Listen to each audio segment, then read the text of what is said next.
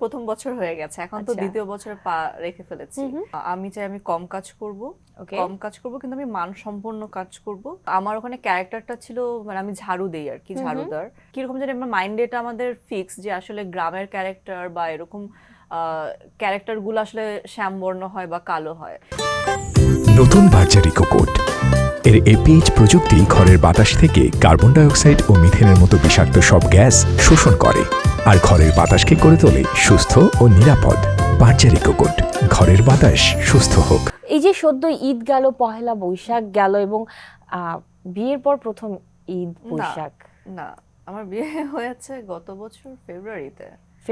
তো গত বছর তো দুটো অলরেডি পাওয়া হয়েছে। এক্স্যাক্টলি, আমার মাথায় ছিল যে 2024-এই তো মেয়েটা আসলে এটা যে চলে গেল, 2025 হয়ে গেছে, এটা আসলে আমাদের মাথায় এখনো কাজ করছে না আর কি। তো এটা আমারও হয়। আমি একটু মানে এবছরের ঈদ সম্পর্কে এবং বৈশাখ সম্পর্কে আগে জানি, তারপর আমি প্রথম ঈদের গল্পে যাব।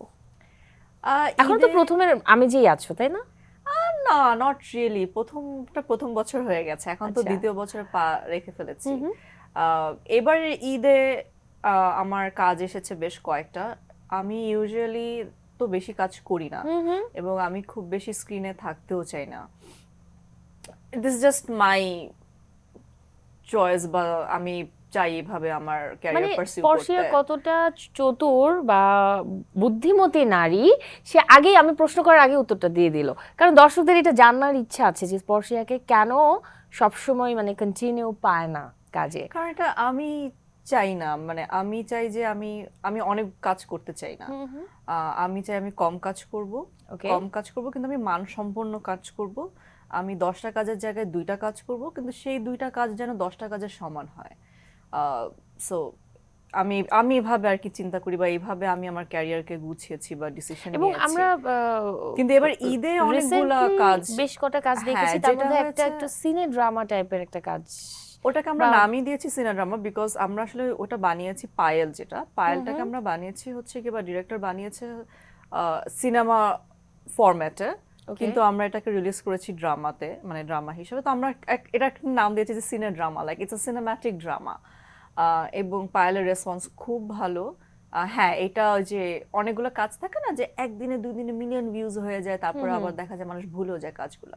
কিন্তু পায়েল নিয়ে আমাদের টার্গেটই ছিল যে আমরা আসলে ভিউজ চাই এরকম না, কিন্তু আমরা এমন একটা কাজ চাই যে 10টা মানুষ দেখলে সে 10টা মানুষ মনে রাখবে এবং বলবে যে হ্যাঁ, ওয়াও, একটা কাজ দেখেছি আর কি, এরকম। এবং সেরকমই হয়েছে আর কি। কিন্তু আমার একটা প্রশ্ন এখন এই মুহূর্তে মনে হলো যে যদি এটা সিনেমার মতো করে তৈরি করা হয়, তাহলে কেন ড্রামা আকারে বা ছোট পর্দার জন্য রিলিজ দেওয়া বা এই ধরনের? আমরা সিনেমা ফরম্যাটে করেছি, কিন্তু আমরা যে সিনেমা বানাবো এরকম না, সেটা আরো অনেক বড় আয়োজনের, বড় বাজেট লাগে, আরো অনেক কিছু থাকে।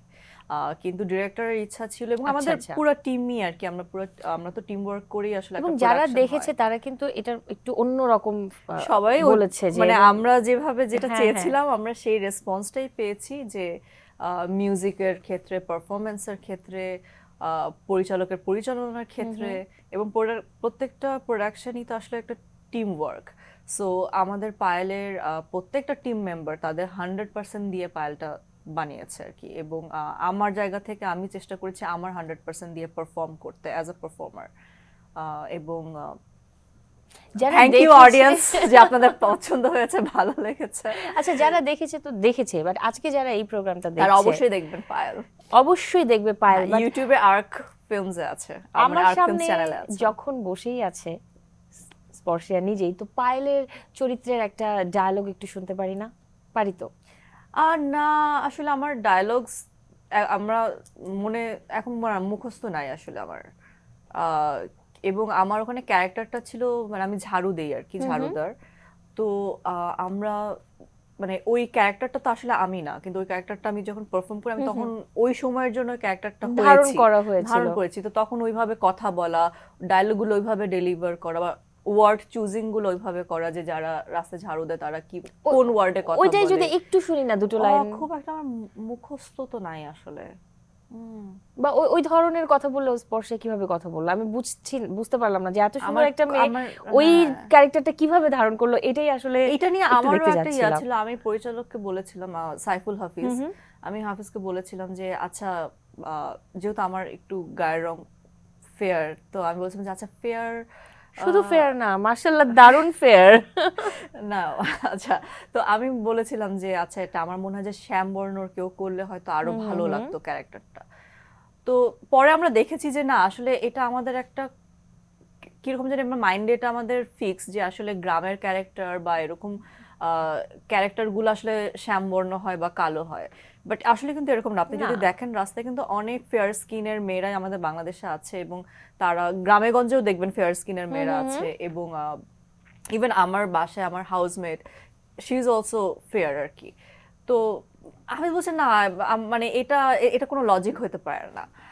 So it's all about how you perform it.